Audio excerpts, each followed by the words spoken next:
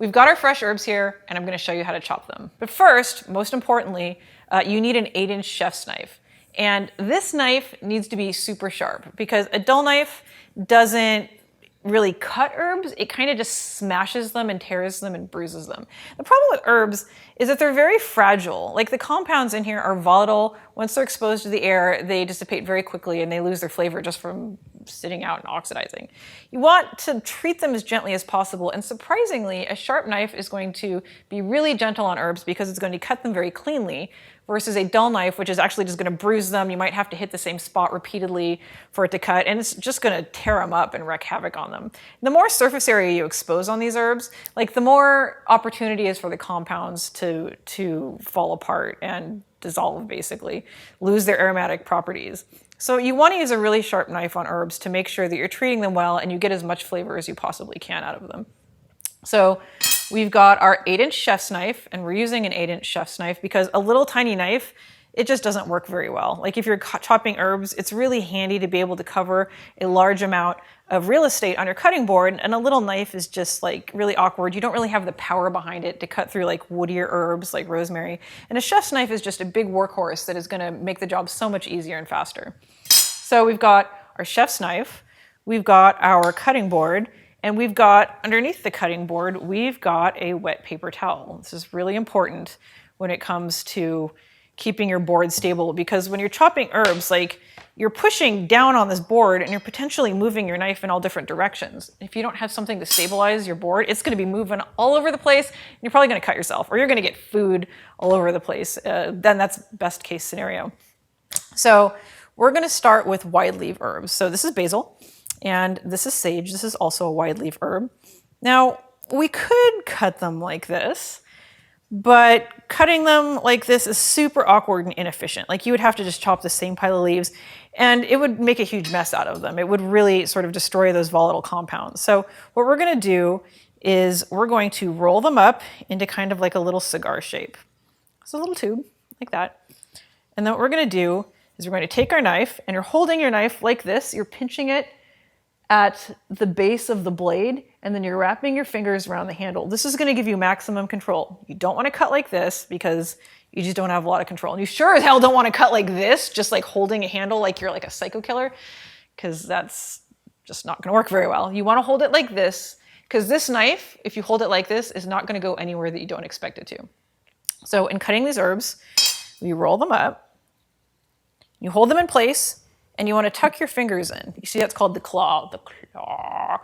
And you're going to hold it like that. And the reason why you tuck your fingers in, if you're cutting like this, yeah, that's a real bad idea. So you cut like this, you cut up against your knuckles, there is literally nowhere for that knife to hit your fingers because they're not sticking out into no man's land.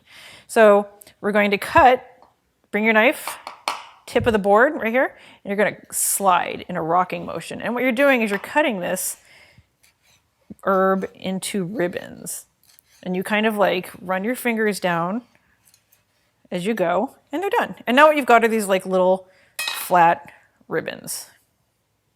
And like if you want to use them like this, that's great. These actually work really well in a salad, but you know, you might want them diced, in which case we're going to put the tip of the blade on the cutting board, one hand here holding it here, and we're going to rock it like this. And we're going to go back and forth and just kind of go back and forth across the herbs, scoop them back up, kind of put them back in a little pile because they will fly all over the place as you're cutting them, and just keep going. And the end result is nice little diced herbs. We're going to move those over. And we're going to do the same thing with the sage. We're going to roll them up into a little cigar. And again, tip of the knife on the board and chop. Fingers tucked, making ribbons. And when you come down, you want to make sure you come down, not with a lot of force, because you don't want it, like the more force you use with a knife, you have more opportunities to lose control. But what you want is like firm control. So you're not slamming it down on the board, but what you're doing is you're pushing very clearly down to the bottom of the board. So you're feeling that contact, because if you don't feel that contact, you might not be like slicing the very bottom of the herb, and you're going to end up with like one leaf that is kind of still connected. And you keep chopping, and again, you've got these little ribbons. It smells amazing. And you can use them like that, although sage is kind of strong to use in a ribbon. And then again, you just kind of go back and forth across them. And then you pile them back up, go over them again. And you basically just keep doing this until you have the herbs chopped to the size and shape that you want. See? Perfect little chopped sage. I'm going to put this off to the side. We're going to do thyme now, because there's never enough time, right? Now, these are already pretty small. Like thyme leaves are really teeny, but the problem with using them just like this is like a whole leaf that hasn't been torn open isn't really, it doesn't have its flavor exposed. So you're gonna eat it, but it's not gonna have those aromatic compounds sort of floating around in the air. So what you need to do is you need to at least chop them a little bit, even if you have leaves with little tiny herbs. And that's basically what you do what you did after you had cut those into ribbons. You just basically chop them. Keep chopping. Chop, chop, chop, chop, chop, chop, chop. Wipe them off the blade, put them back in a pile, chop some more, and you basically just keep chopping until they're the size that you want. See, now you can't smell this because we don't have smell-o-vision yet as far as I know. But like what I could kind of smell them before, like now it's like this scent of thyme is like wafting up through the air and they're really much more aromatic. And that's why you want to chop tiny leaves. Put those off to the side. Rosemary is the same. Like these are kind of long. There's no way to stack these up neatly. You can try if you got the time. I don't. But you just kind of like put them in a pile. And again, chop, chop, chop, chop, chop, chop, chop, chop, chop, chop. Put them back in a pile. Chop, chop, chop, chop, chop, chop, chop, chop, chop, chop, chop. You're going to get really tired of hearing me say chop, chop, chop, chop pretty quickly. And you just keep going. The thing about herbs is like, you don't want to chop them too fine because you can actually just turn them into dust and there's nothing left. So you want to be a little judicious with chopping. You don't want them to be like, to melt into the board because that's not going to do you any good. It's also important to note that herbs like rosemary, this is a much more hardy herb. This is a tougher herb. It's kind of woody versus an herb like basil, which is much more tender, right? It's a lot harder to obliterate rosemary because it's pretty tough. Like basil will obliterate pretty quickly because it's so soft and so gentle, or so fragile.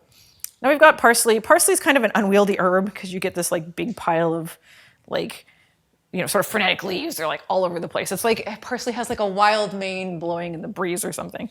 And these actually, you can be a little meaner with parsley. You can actually just kind of like crumple them up like this into a pile. You got to kind of hold it. Again, you tuck your fingers because you don't want to cut your freaking fingers off, right? Not on my watch.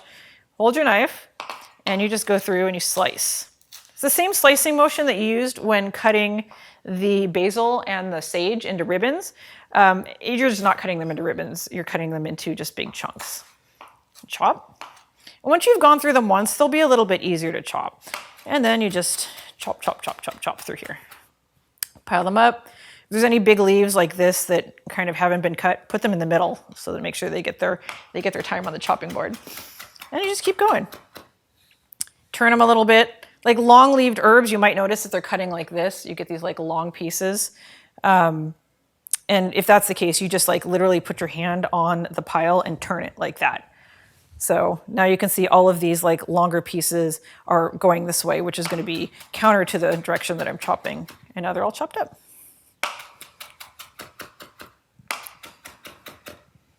Ta-da! Move these guys off to the side. Boop. And now we're going to do my favorite herbs, or my favorite herb, chives. These guys are a little different. Chives, they're very fragile. Like they may look tough, but they're not. And I don't know if you can see this, but chives are little tubes. These are actually little cylinders. These are hollow. And so when you cut them, you can actually see straight through, down through the middle of it. And you don't want to chop chives because chives are tubes, you can crush them. And when they're crushed, like it creates too much surface area and those aromatic compounds just go off into the air and God knows where. So what you do with chives is you slice them very carefully. So you take them, if they're really long, because chives can be pretty long, you bend them in half like this. You get like a little bundle. And what you do is you then slice. And again, you've got your the tip of your knife on your board. Instead of just chopping like this, you're gonna slice like this motion. And so you're not just pushing the blade down through the chives, you're actually sliding through like this. And it's a very different motion. Like this actually will bruise up herbs, which is fine for tougher herbs. But with a chive, like you want to slice through them because you also want to maintain the integrity of those little tubes because they're really pretty. And like having a bunch of like sliced up little like chives on your dish looks really attractive, but if they're all smashed, then they don't actually really add anything visually. So we're gonna slice, slice, slice. Better than chop, chop, chop, chop, chop, slice. And then you want to make sure that you're slicing all the way through to the end. And again, you've got your fingers in your claw, right? And then you're just going to keep slicing. And you move your fingers down. And that's it. Now, as you can see where I didn't quite hit the board on those last ones. And that's why you want to make sure that the knife is hitting the board in the back because you might end up with these guys in the bottom that aren't actually getting chopped. Like here's a really good example of that. It's like sliced, but they're still all attached. But here you can see we've got all these cute little tubes. They're like little circles. I don't know if you can see that, but they are perfect little like tubes. And they look really interesting when you sprinkle them on your food. And so when you're working with herbs, it's really important to make sure that you're chopping them correctly because if you're not gentle with your herbs, you're wasting a lot of the whole reason that you're using them, right? Like you really want that fresh green flavor. You really want those flavor compounds. You really want those aromatics. And if you abuse them, like a lot of that goes away. Like if you totally obliterate your herbs, you're gonna leave half their flavor on the cutting board. Like you'll see people chop herbs and they pick up their chopped herbs and there's like a green smudge on the cutting board. And that's because they just went to town or their knife wasn't sharp enough and the knife just crushed them instead of like actually slicing through them. And the goal in cutting them correctly is to make sure that you don't just leave all the best parts of the herbs on your cutting board. You want to make sure they go where they belong, which is in your food.